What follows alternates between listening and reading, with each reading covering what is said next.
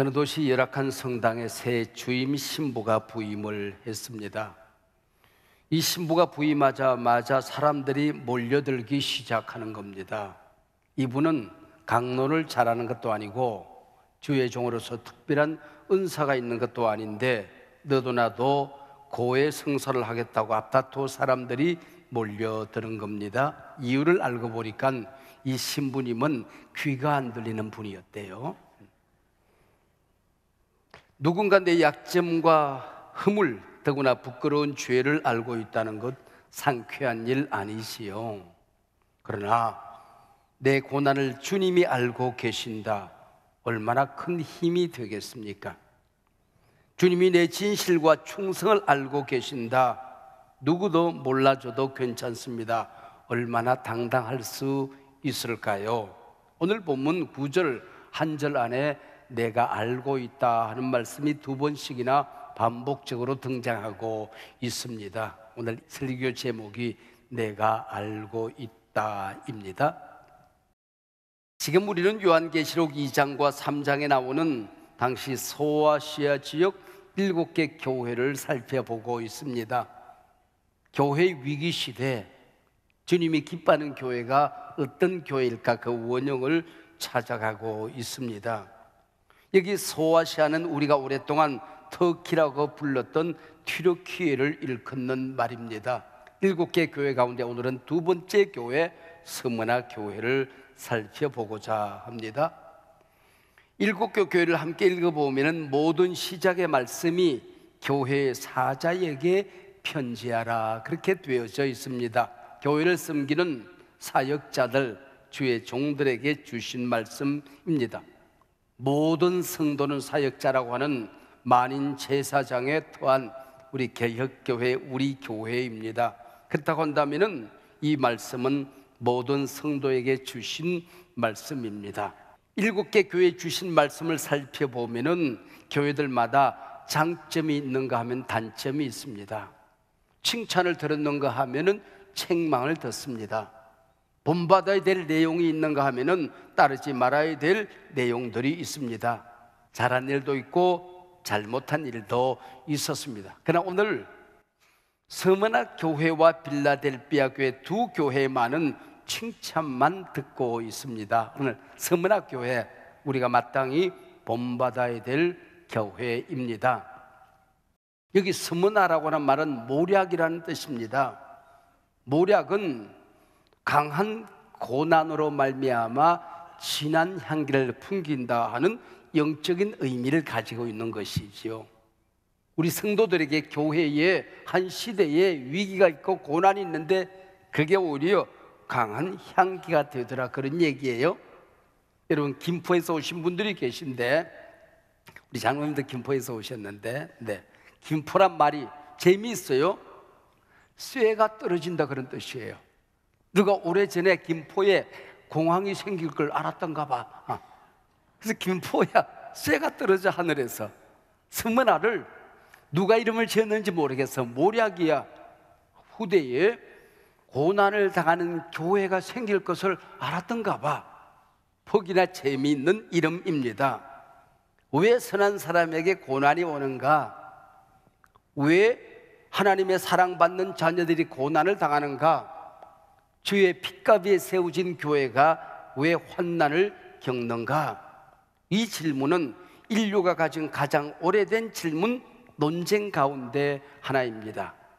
왜 선하신 하나님이 창조한 이 세상에 악이 존재하는가 하는 것을 신학에서는 신정론이라고 합니다. 인생사에서 고난은 참 신비합니다. 고난을 좋아하거나 즐기는 사람은 없지요. 그런데 고난이 없는 사람도 없다 하는 겁니다. 성경이나 기독교 역사를 살펴보면 믿음을 가진 사람들은 이 고난을 통해서 손해를 보는 게 아니라 신비한 믿음의 덕을 얻어내는 겁니다. 하나님을 만나요. 신앙이 순결해져요. 그리고 하나님께 인정받고 쓰임을 받아서 큰 인물이 되어져 가더라는 겁니다. 왜 선한 사람에게 고난이 오는가? 신정론은 연구하고 논쟁에서 해답을 찾는 주제가 아니라는 겁니다. 오직 믿음으로 그 해답을 찾을 수가 있는 겁니다. 그러면 어떤 믿음일까요? 하나님은 선하신 분이다. 내가 때로는 이해가 안 된다. 받아들이지 않는다. 그러나 하나님은 선하신 분이시다는 걸 믿는 것입니다. 이 또한 지나가리라. 하나님은 내가 감당할 수 없는 시험은 주시지 않는다. 마땅히 내가 감당할 수 있는 시험을 통하여 유익을 주신다 하는 것입니다. 우리 장로교 교리 가운데 참 귀한 교리가 있습니다. 성도의 견인이라고 하는 것이죠. 믿음을 가진 사람들도 고난을 당하는데 어떤 일이 있어도 믿음을 잃어버리는 일은 없다. 최후의 승리를 얻는다 하는 교리입니다. 우리 예수님도 고난을 통하여 구원을 완성하셨다는 것을 믿는 것이요. 그 가운데 귀한 진리가 있습니다.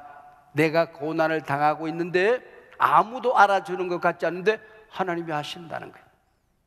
보고 계신다는 거예요. 그 고난 가운데 하나님이 나와 함께 하신다는 것입니다. 오늘도 남 모르는 고난 가운데 어려움을 겪고 있는 분들이 있습니까? 오늘 믿으시기 바랍니다. 하나님이 보고 계신다, 알고 계신다. 그 고난의 현장에 하나님이 함께 하신다. 할렐루야. 주님이 알고 계셨던 스무나 교회의 고난이 뭡니까? 오늘 본문 9절에 의하면 환난, 궁핍, 유대인의 비방, 박해였습니다. 스무나 교회가 겪고 있는 고난은 코로나가 아닙니다. 전쟁이나 재난, 질병 따위를 말하는 게 아니라는 겁니다. 예수를 믿는다는 한 가지 사실 때문에 겪는 시련이었습니다.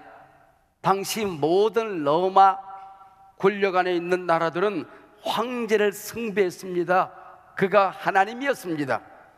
근데 황제를 숭배하지 않고 하나님을 믿었다는 한 가지 사실 때문에 매를 맞습니다. 끌려가 거문을 당합니다. 목숨을 잃었습니다. 직장에서 쫓겨나고 재산을 빼앗기고 사회 공동체로부터 추방을 당해야 했던 거지요.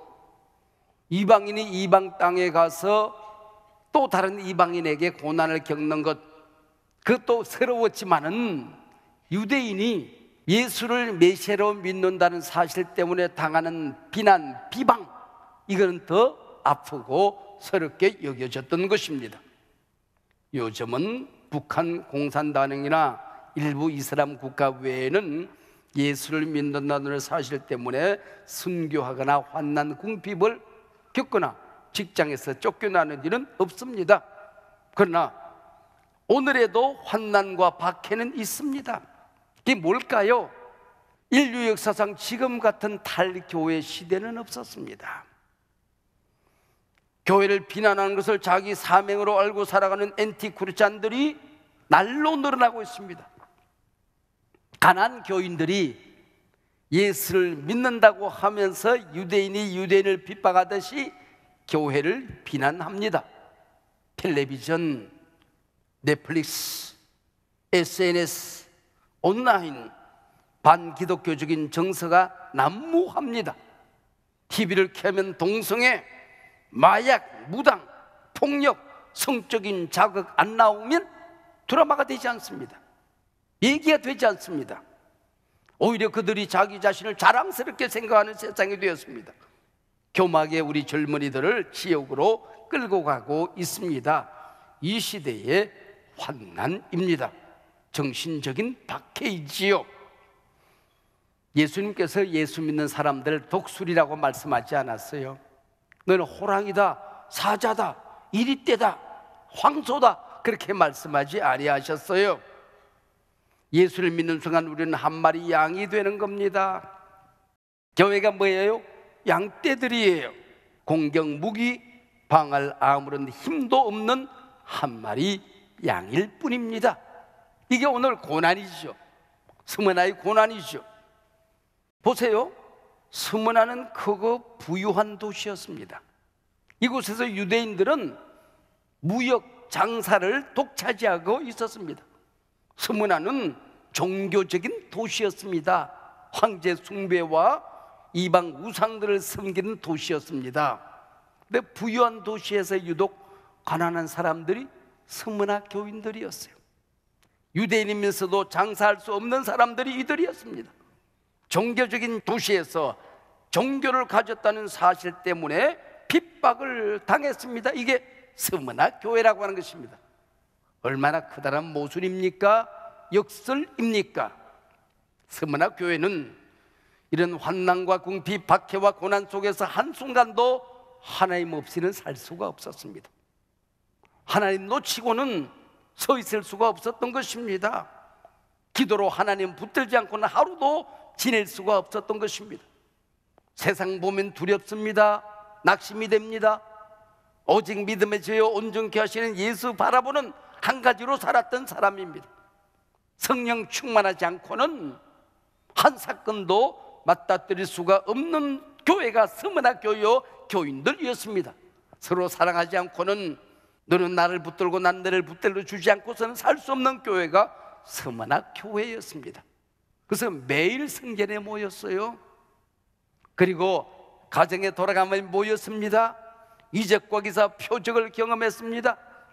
아마 그때 성도들이 불렀던 노래가 있다면 은혜가 풍성한 하나님은 믿는 자 한 사람 한 사람 어제도 오늘도 언제든지 변창코 보호해 주시냐는 노래를 불렀을 겁니다.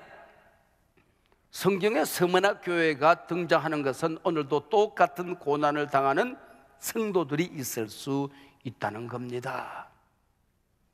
누구보다 신실한 성도인데 남 모르는 고통 중에 견디고 버텨내다가 문득 지치고 넘어질 때가 있습니다.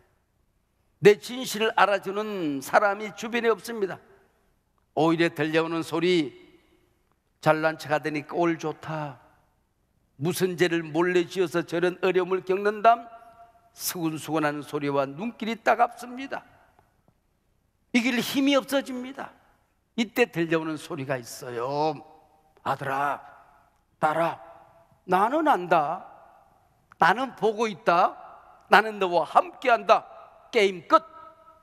주님의 음성 들리면 그 순간 끝나는 겁니다. 믿습니까?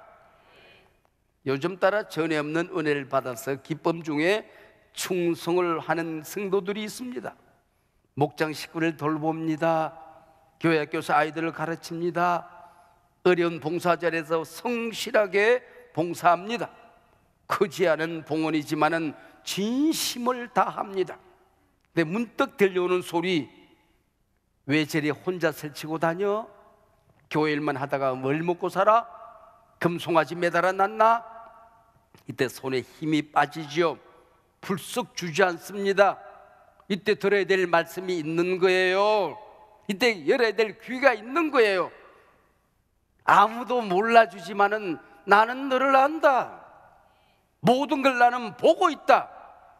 너와 내가 함께한다. 게임 끝. 그러면 나는 새 힘이 솟구치고 승리의 길을 갈 수가 있는 것입니다. 믿습니까? 일반 병실에는 하루 한 번 의사가 수리하며 지나갑니다. 그러나 중환자실에는 밤낮 의사와 간호사가 이 환자들을 지킵니다. 내가 환난과 궁피, 박해와 비박 중에 있을 때 주님의 눈은 나를 떠나지 않더라고 하는 겁니다. 주님의 손이 내 손을 꼭 잡고 있습니다. 힘내라. 너는 반드시 이겨낼 거야. 내 믿음 절대로 꺾여지지 않아. 주님의 음성이 들려오기 시작하는 것입니다. 근데 오늘 본문에 들려오는 음성이 좀 이해가 안 되는 음성 하나가 있어요. 본문 10절입니다. 고난을 두려워하지 말라 하는 말씀입니다. 모순이고 역설입니다. 고난을 두려워하지 말라고 했으면 우리는 그 다음에 어떤 말씀을 기대합니까? 금방 고난이 지나갈 거야.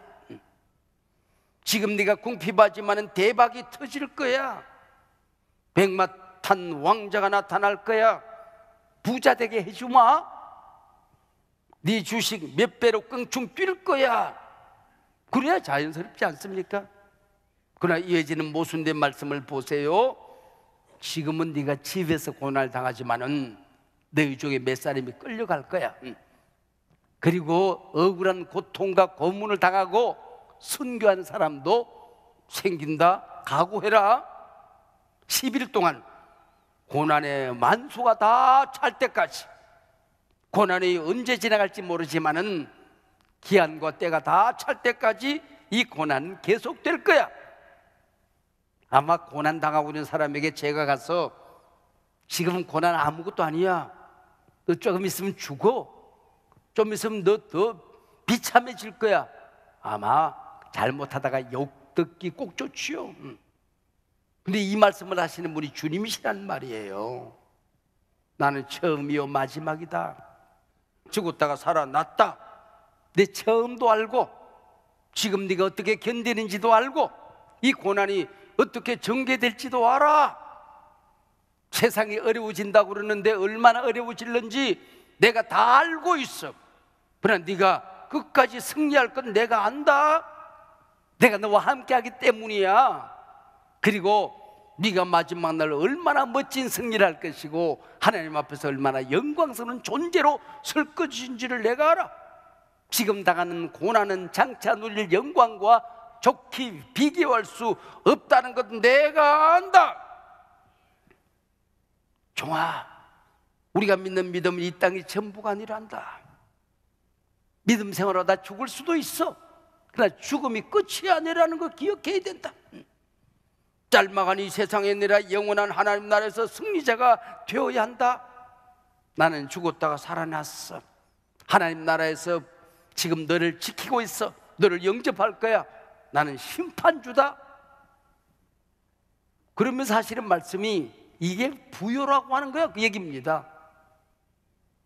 예수 믿고 살아가는 너는 결코 가난하지 않다, 부요하다.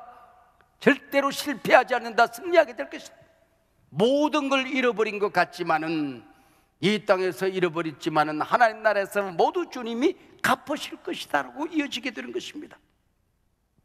이 서문하게 주신 마지막 결론적인 말씀이라도 보상이 되어야 될 것 아닙니까?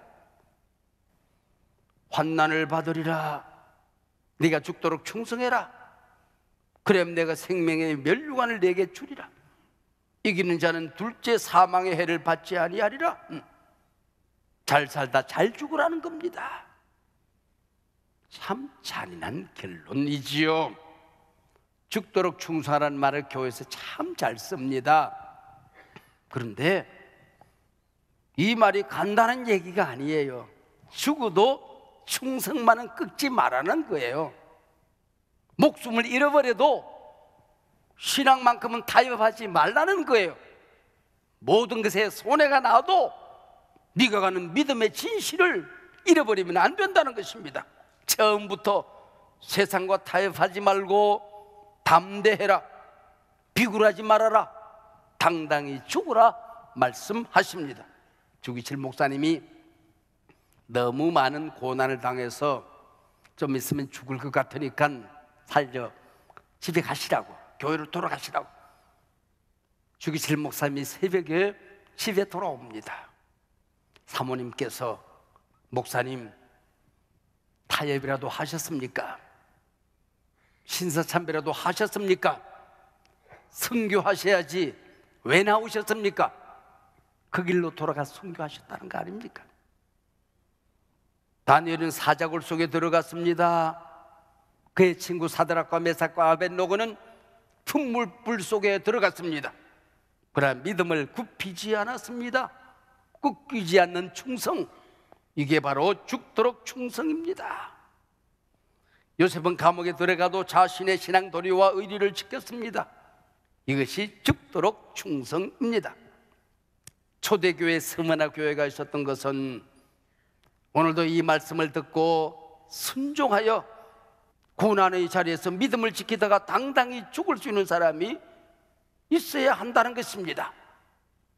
병에 걸리면 어떤 병에 걸렸든지 낫는다는 믿음이 없는 것 아닙니다. 그런데 고쳐주지 않고 멋지게 죽어야 될 사람도 있는 겁니다. 수렁에 빠졌을 때에 주님이 건져내서 간증하면서 사는 사람도 있습니다. 그러나 수렁 가운데서 믿음 지키다 죽는 사람도 있는 겁니다. 오해를 받았습니다. 끝까지 그 오해 풀어주지 않고 가슴에 한을 품고 죽는 사람도 있는 겁니다.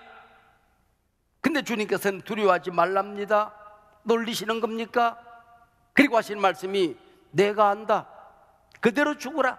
똑바로 살다 똑바로 죽으라고 말씀하십니다. 그리고 하시는 말씀이 너를 위해서 생명의 면류관을 내가 주겠다고 말씀하십니다. 생명의 면류관이 뭡니까? 이 땅에서 받는 게 아니에요. 멋있게 살다가 멋있게 죽어야 받는 면류관이 생명의 면류관입니다. 우리 가운데 남들처럼 건강했더라 하면은 정말 멋지게 살다가 많은 업적을 남길 수 있는 분들이 있습니다. 근데 암에 걸리고 중병에 걸려서 고생만 하다가 죽습니다. 혼자 고생하는 게 아니에요. 오랫동안 버둥대는 사이에 가족들이 온갖 고난을 함께 겪습니다. 죽는 순간까지 믿음을 지키다가 마지막에 근사하게 죽는 사람이 있는 겁니다. 이게 서문화 교회였습니다.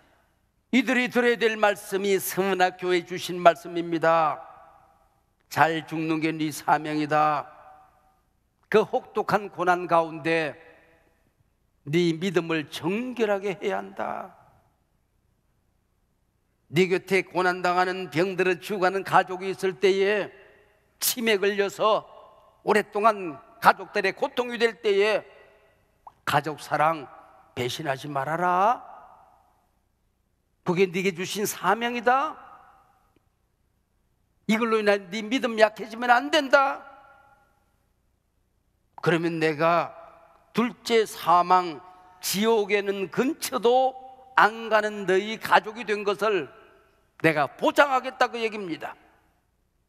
잘 죽은 사람이 받는 상이 생명의 면류관입니다. 성공신학, 번영신학, 아무런 상관이 없는 메시지입니다. 주력회 7교회 가운데 지금도 살아있는 교회가 서문화 교회입니다. 지금도 터키 이즈미르 지역 가면은 서문화 교회가 있답니다. 물론 초대교회 계시록에 나타나는 서문화 교회는 아니지요. 17세기 순교자 폴리캅 감독 순교기념교회가 서문화 교회라는 이름으로 불려지고 있습니다. 서문화 교회가 당한 환난을 말할 때 반드시 언급되는 인물이 폴리캅 목사님입니다. 요한계시록이 기록된 시기는 AD 95년경입니다. 사도 요한이 밤모섬에서 요한계시록을 쓰고 서문화 교회에 편지를 전했을 때에 폴리캅은 그 교회의 멤버이었던 것 같습니다. 20년 후에 이그나티우스가 서문화에 또 다른 편지를 보내는데 폴리캅은 이 당시에 이미 서문화 교회 감독으로 불려지고 있습니다. 그러다가 AD 156년 순교를 당합니다. 신학교를 가면 교회사를 배우는데 제일 첫 시간에 배우는 내용 중에 하나가 서문화교회 폴리캅의 이야기입니다. 제가 배웠던 교과서에 그렇게 되어져 있습니다. 총독이 재판정에서 폴리캅을 회유합니다. 모든 사람이 존경하는 당신을 나도 존경하고 당신에게 살 수 있는 기회를 주고 싶소. 단 한 번만 예수를 모른다고 말해 주시오. 폴리캅이 대답합니다. 86년 동안 내가 주님을 섬겼소. 그러나 한 번도 그분은 나를 모른다고 말씀하지 아니했는데 내가 어찌 주님을 모른다고 할 수 있겠소? 총독이 말합니다. 당신이 끝까지 당신의 신앙을 지켜야 된다면은 굶주린 사자가 당신을 찢을 것이요. 이미 나는 알고 있어, 각오했어. 당신이 사자를 무서워하지 않으니 이글거리는 장작불과 풀무불이 당신을 사르게 될 것이요. 나는 잠시 불에 타고 순교하겠지만은 하나님 앞에서 승리의 면류관을 쓰고 다시 살아 영생할 사람이요. 당신들은 잠시 불꽃으로 나를 사르겠지만은 영원한 불꽃의 지옥을 왜 두려워하지 않는단 말이요? 어떤 위기, 어떤 고난, 어떤 믿음의 타협을 강요하는 혼난을 만난다 할지라도 끝까지 붙들어야 될 진리가 있습니다. 하나님은 보고 계십니다. 알고 계십니다. 함께 하실 것입니다. 세상 끝날까지 어떤 순간에도 주님은 여러분을 떠나지 아니하실 것입니다.